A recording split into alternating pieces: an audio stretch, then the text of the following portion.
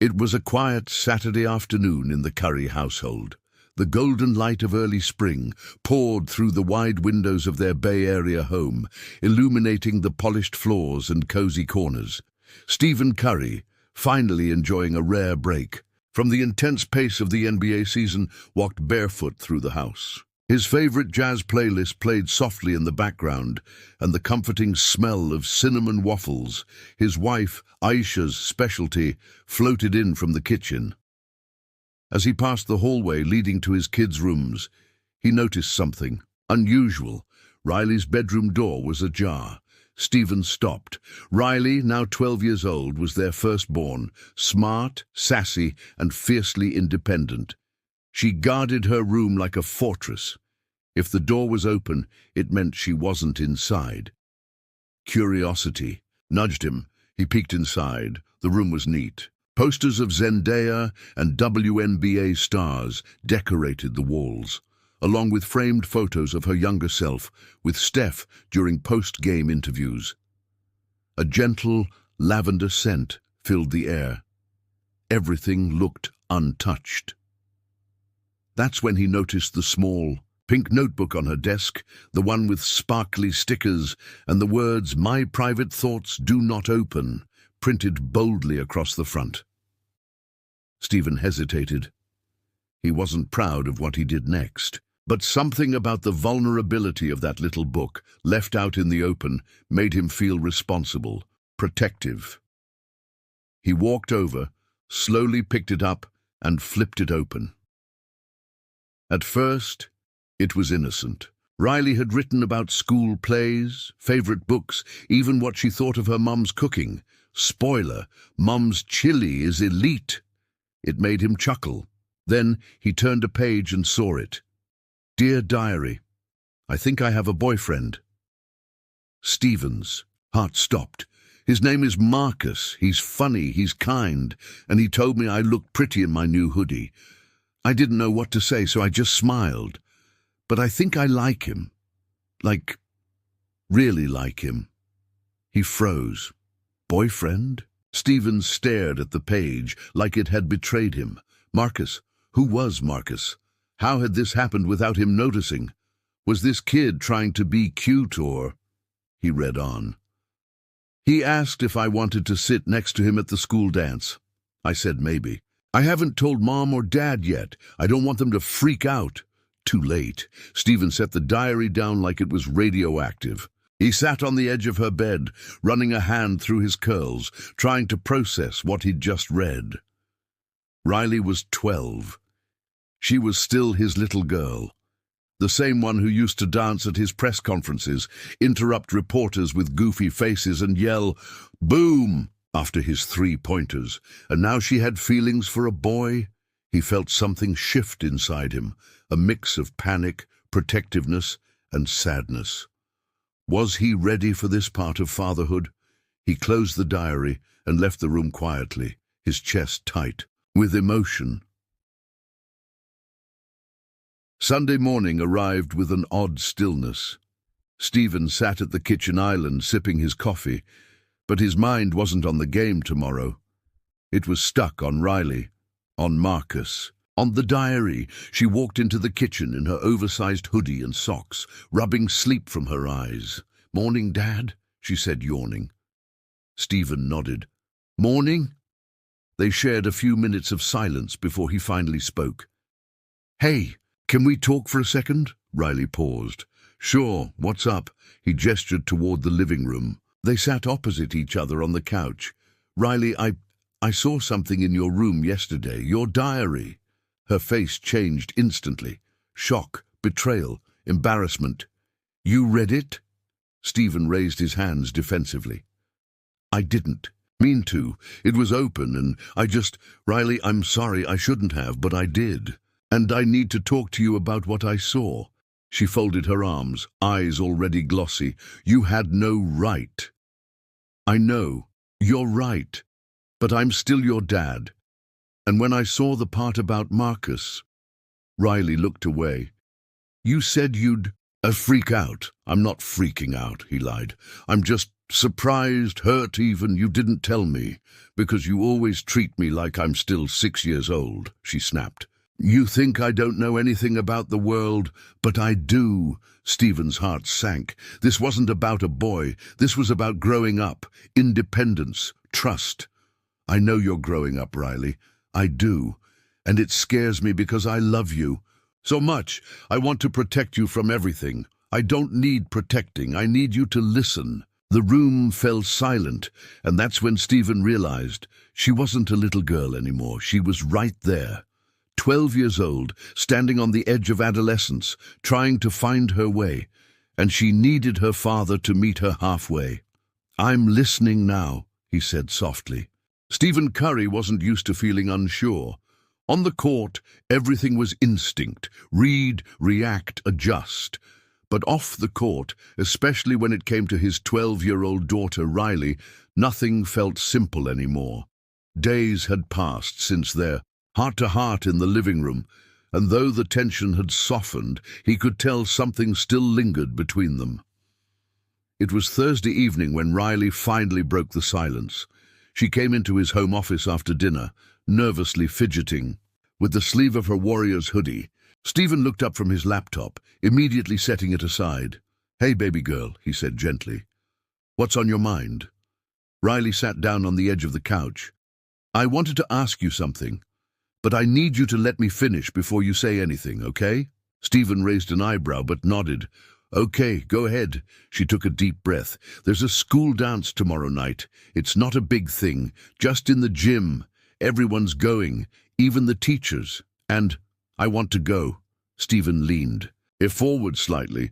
Not with Marcus, she added quickly. Just with my friends. I told him no. Stephen blinked. You told him no? Riley nodded. I did. I wasn't sure at first, but after we talked, I decided I wasn't ready for all that. I want to have fun with my friends, not feel like I have to act older than I am. I know I made a mistake by not telling you before, and I want to do this the right way. Stephen leaned back, letting her words settle. He looked at his daughter, really looked at her.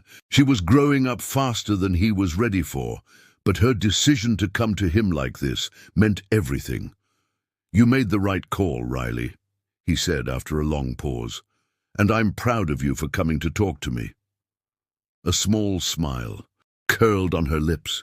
So, can I go? He sighed but smiled. Yes, on one condition. She rolled her eyes playfully. Of course there's a condition. I drive you and pick you up, and I want a photo. Deal? Deal, she said quickly, relief washing over her face. Later that night, Stephen stood outside her bedroom door, listening to her hum as she packed her small purse. He couldn't help but think about how quickly time was moving. Just yesterday, it felt like she was asking him to braid her doll's hair. Now she was picking out a dress for a middle school dance. Back in his own room, Stephen confided in Aisha.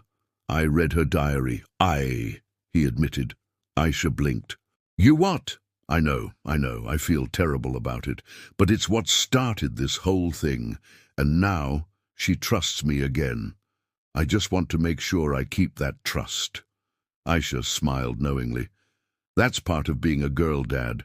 We don't always get it right, but as long as you're learning with her, that's what matters. Stephen nodded, holding on to her words like scripture. He had won a lot of games in his life, but this felt like the biggest win yet. The following evening, the Curry house buzzed with quiet anticipation. Riley stood in front of her mirror, adjusting her dress for the 10th time. It wasn't fancy, just a soft lavender sundress with a denim jacket and her favorite pair of Converse. Still, to her, it was everything. Stephen waited downstairs, pacing slightly. He wore jeans, a warrior's hoodie, and a sense of emotional weight he couldn't quite shake. When Riley finally descended the stairs, he froze. You look beautiful, Riley, he said, his voice thick. She smiled shyly. Thanks, Dad. He reached into his pocket and pulled out his phone. Okay, just one photo. Only if you don't post it, she said quickly. No promises, he joked, snapping the picture. They drove in silence at first. Riley looked out the window, watching the golden sky fade into twilight. Stephen glanced at her, noticing how grown she looked. Not just in what she wore, but in her posture, her presence. She was beginning to carry herself like a young woman. "Hey," he said, breaking the silence.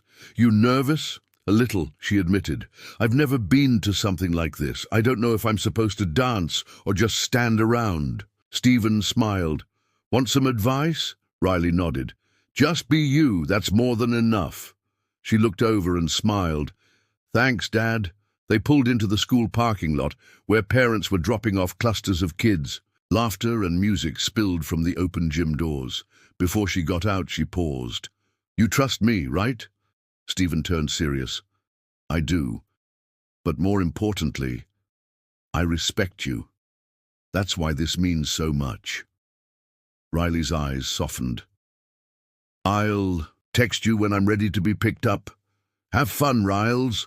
As she walked toward the school, Stephen sat in the car, watching until she disappeared inside. For a moment, he just sat there. He thought about how quickly childhood slips into adolescence. How no matter how many trophies line your shelves, nothing compares to watching your daughter navigate the world on her own terms. At home, Stephen sat on the patio under the stars. He kept his phone nearby, waiting for the ping that would tell him she was ready.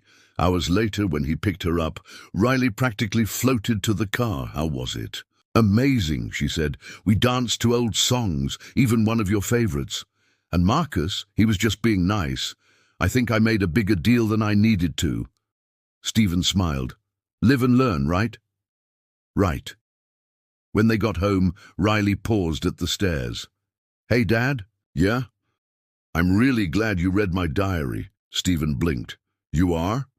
"Yeah, because if you didn't, we might not have had any of these talks, and I wouldn't have realized how much you care." He swallowed hard. "I always care forever."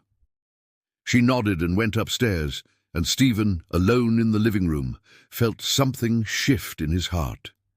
He may not always understand her. He may not always know the right thing to say, but from now on, he'd play the long game, one built on trust, love, and a willingness to grow with her. Because sometimes, the most important championships aren't won on the court. They're won at home. In the game of life, there are no buzzer beaters, no instant replays, and no championship rings for being the perfect parent. There are only moments, raw, unpredictable, emotional, where you either step up or step aside. Stephen Curry is known worldwide for his talent, his discipline, and his iconic three-pointers. But this story wasn't about the court. It wasn't about the crowd. It was about a man learning how to father a daughter who's no longer a little girl. Riley Curry, now 12 years old, is stepping into her own identity, testing boundaries, asking questions, and figuring out who she is. And like so many young girls, she's learning how to balance innocence with independence. For Stephen, reading that diary wasn't just a mistake, it was a turning point.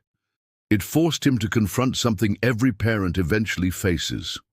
You can't protect them from everything, but you can be there when they need you most.